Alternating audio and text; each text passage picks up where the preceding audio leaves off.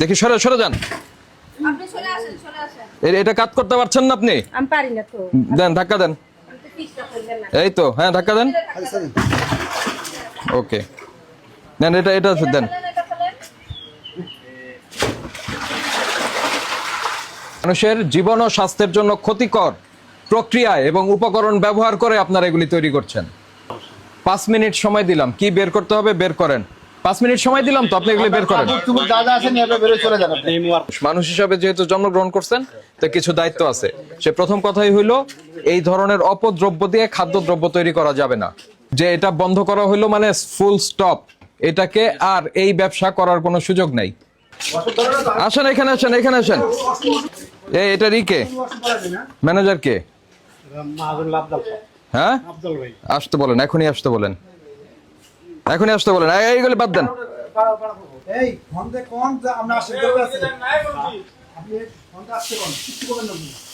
এগুলি কি? এগুলো আপনার ওই চিনির শিরা। চিনির শিরা নাকি বিভিন্ন দোকানের মিষ্টির গাদ? হয়তো চিনির শিরা গাদ ওই দেখছি, মানে চিনিটা যখন গালায়।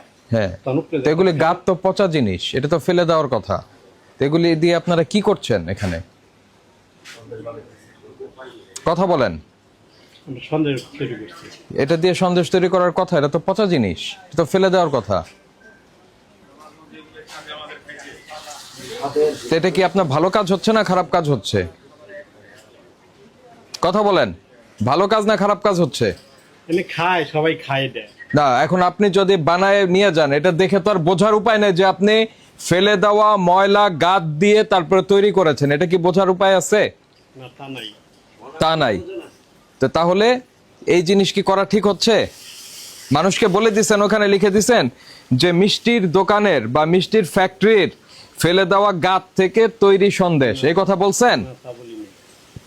এটার এই দেখেন তো, মোরগ বা কি আছে এগুলি দেখেন।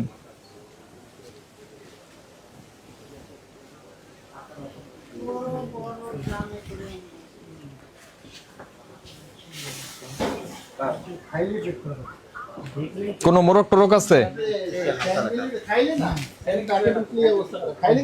দেখুন কি সুন্দর করছে। রুমান কে?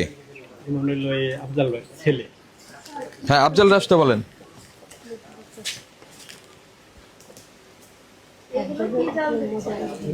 এই যে গাদ, এটা ওই চিনি যে গেলায় তখন ওই একটা ফেনা ওঠে। হ্যাঁ, শিরা যখন পরে ওই ফেনাটা আমরা না। ওই ফেনাটাই এনে রাখা। হ্যাঁ, এটার মধ্যে আর কি কি উপাদান আছে? এই সুজিয়াটা আছে, সুজিয়াটা। অনেক স্বাদের হালুয়া। কোন কোন দোকান থেকে কিনে নিয়ে আসেন আপনারা এগুলি? আমরা ঢাকার থেকে নিই, আপনার আলিবাবা আছে, মুসলিম সুইট আছে, আর পুষ্টি আছে। পুষ্টিটা কি? পুষ্টি মিষ্টি কারখানা। ভিতরে যে ফেনাটা ওঠে, ফেনাটা এই যে ম্যাডাম, এই যে গাদ নিয়ে আসছে দেখেন। ভিজায় শিরাটা একবার ক্লিয়ার করে ওরা। ক্লিয়ার করে এই যে গাদ নিয়ে আসছে। ফেনাটা ওঠে, ফেনাটা আমরা আনি। ফেনাটা আনার কারণটা কি? ওই ফেনা যায় আমাদের সন্দেশ। কি বলছেন, আসতে বলছেন? এই নাম্বার ব্যস্ত কইতাছে। এটা তো উচ্ছিষ্ট, কেমন, স্যার? খাবারের উচ্ছিষ্ট, সেটা তো এই যে আপনার খাবার না। সেটা আরেকজনকে পাঠান, ওই ভদ্রমহিলাকে পাঠান, উনি ডেকে নিয়ে আসবে। আপনি কি এলাকার? না স্যার, কোন এলাকার? আমার রাজশাহীতে স্যার। তো এখানে কি করতেছেন? আমি গাড়ি ড্রাইভার। আচ্ছা, মশিউর রহমান সাহেব, এই একজনকে পাঠাই দেন মালিকের কাছে। মালিক কোথায় আছে? মালিককে ডেকে নিয়ে আসেন খুব দ্রুত। এইদিকে আসেন, কাছে আসেন। কি করেন আপনি? কিসের ডেলিভারি? এই যে এটা না কোম্পানি, অন্য কোম্পানিতে। অন্য কোম্পানি কি ডেলিভারি করেন? আমি আপনার সয়াবিন তেল বিস্কিট কোম্পানি কোথায় ওটা? ওই কোম্পানি কোথায়? কোম্পানি বলতে পারেন, আপনার এটা মনে করেন ডিলারশিপ আছে। সাভার। এখানে যে এই সন্দেশ বানানো হয় আপনি জানতেন? না, শুনলাম মাত্র। আজকে দেখলেন? সন্দেশ, যারা সন্দেশ খায় আমরা।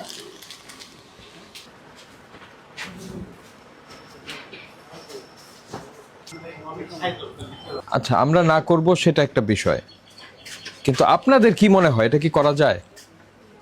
আমি প্রথমেই বলি, আপনার কাঁচামাল হচ্ছে উচ্ছিষ্ট, মানে যে জিনিস ফেলে দেওয়ার কথা, যে জিনিস নষ্ট হয়ে গেছে। কোন জিনিসটা মানুষ মিষ্টি দোকান থেকে ফেলে দেয়? যেটা বাসি হয়ে গেছে, নষ্ট হয়ে গেছে, তাই না? এটা মিষ্টির দোকানে ফেলায় না, এটা হলো কারখানা আছে না, কারখানায় থেকে।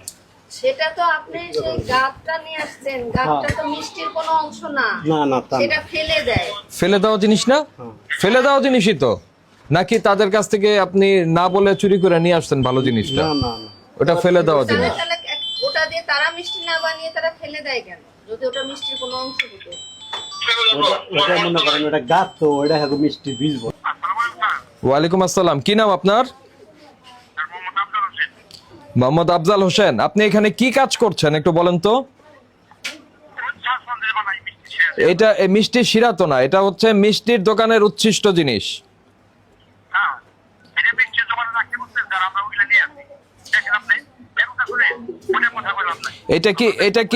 এটা আপনি কি বলছেন যে এটা ঠিক আছে, মানে এই জিনিস দিয়ে সন্দেশ বানানো যায়?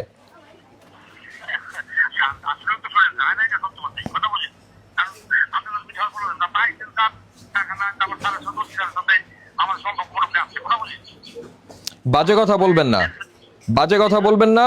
আপনি এখানে খুব দ্রুত আসেন,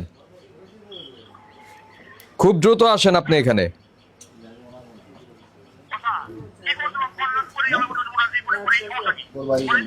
আপনার এখানে আমরা যেটা পেয়েছি এটি ভোক্তা অধিকার সংরক্ষণ আইনে শাস্তিযোগ্য অপরাধ। ওয়ালাইকুম আসসালাম, কি নাম আপনার? আসেন হুজুর, আসেন হুজুর। এইখানে যে সন্দেশ বানায় এগুলি কি আপনারা জানতেন? জানা ছিল না, জানতেন না? জানতাম না, আগে ওই সাইডে একটা ছিল, এটা জানতাম। তো এটা যে এই যে মিষ্টির গাদ বা ফেলে দেওয়া জিনিস এগুলি দিয়ে যে বানায় সেটা জানতেন?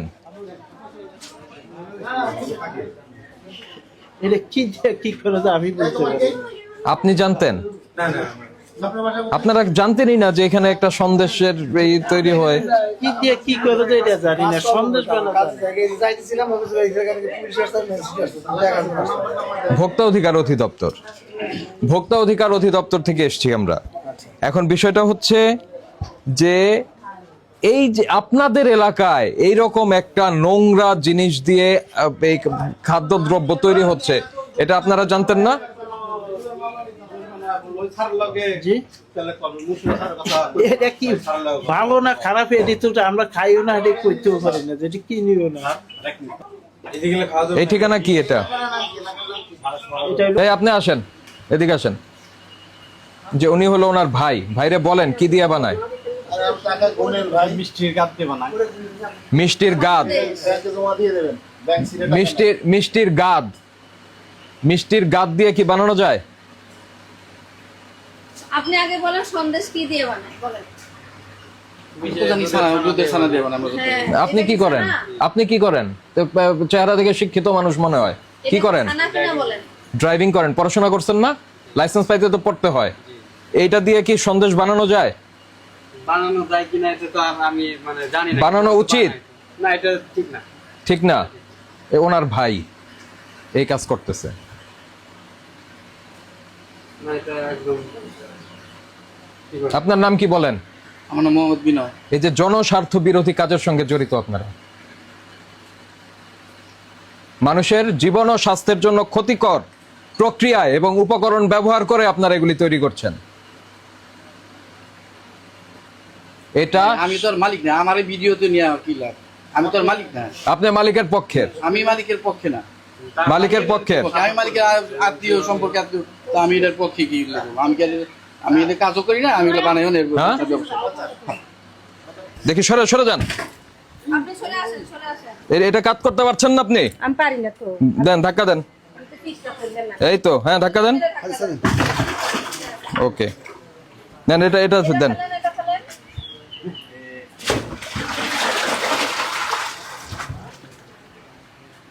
নেন, হ্যাঁ ফেলতে থাকেন, ফেলতে থাকেন। এখন এদিকে তাকায় লাভ নাই। ফেলান ফেলান। রাস্তায় রিক্সা কই যান, ফলান আপনি? আপনি ওখানে থাকেন, আপনি ওখানে থাকেন প্লিজ। বিনয় ডাক দেন। 5 মিনিট সময় দিলাম, কি বের করতে হবে বের করেন। আর এই মাহবুব, ওই আপনি তালা নিয়ে আসছেন? বেরোন আপনি। আপনার আপনার কাপড় চোপড় যা আছে বের করে আপনি চলে যান, অন্য চলে যান। 5 মিনিট সময় দিলাম তো, আপনি এগুলো বের করেন। কাপড় চোপড় যা যা আছে নিয়ে আপনি বের হয়ে চলে যান। এই ওয়ার্কারকে খুঁজে পাই নাকি? না, পাবেন না। আপনি করেন। বের করে বাইরে ফেলান। এই বিজনেস করা যাবে না, বুঝতে পেরেছেন? ভিতরে লাইট জ্বলছে? না, লাইট জ্বলছে না, লাগান। এই বিজনেস করা যাবে না। ঠিক।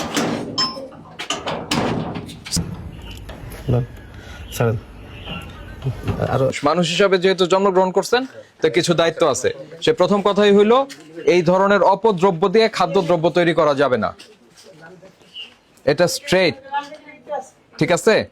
কোনো ক্রমেই এই দিকগুলি দিয়ে খাদ্যদ্রব্য তৈরি করা যাবে না। যদি আপনাদের ইচ্ছা হয় খাবার তৈরি করার জন্য, তাহলে ফ্রেশ আইটেম দিয়ে খাবার তৈরি করবেন, আদারওয়াইজ করবেন না, দরকার নাই। অন্য অনেক কাজ আছে, অনেক ধরনের পেশা আছে, সেগুলি যে কোনোটা বেছে নেন। বৈধ পেশা অনেক আছে, এই ধরনের কাজ করা যাবে না। এই যে আপনি আপনার ভাইকে বলবেন যে এটা বন্ধ করা হলো, মানে ফুল স্টপ, এটাকে আর এই ব্যবসা করার কোনো সুযোগ নাই। জাতীয় ভোক্তা অধিকার সংরক্ষণ অধিদপ্তরের যে নিয়মিত কার্যক্রম রয়েছে, সেটার অংশ হিসাবে আমরা আজকে সাভার উপজেলায় এসেছি। উপজেলা প্রশাসন সাভারের সহায়তা এবং তাদের যে নির্দেশনা, সেটি প্রতিপালন করে আমরা এখানে এই জায়গাটার নাম হলো আরাপাড়া। এখানে আমরা সন্দেশের ফ্যাক্টরি নামে আমরা যেটি দেখলাম, সেটি হচ্ছে বিভিন্ন মিষ্টির যে কারখানা রয়েছে, সেই কারখানা হতে যে মিষ্টির গাদ যেগুলি ফেলে দেওয়ার জন্য রাখা হয়, সেই গাদ তারা সংগ্রহ করে কোন কোন কারখানা থেকে অর্থের বিনিময়ে তারা এগুলি নিয়ে এসে সেইটার সঙ্গে সুজি মিশিয়ে জাল দিয়ে তারপরে সন্দেশ তৈরি করছে।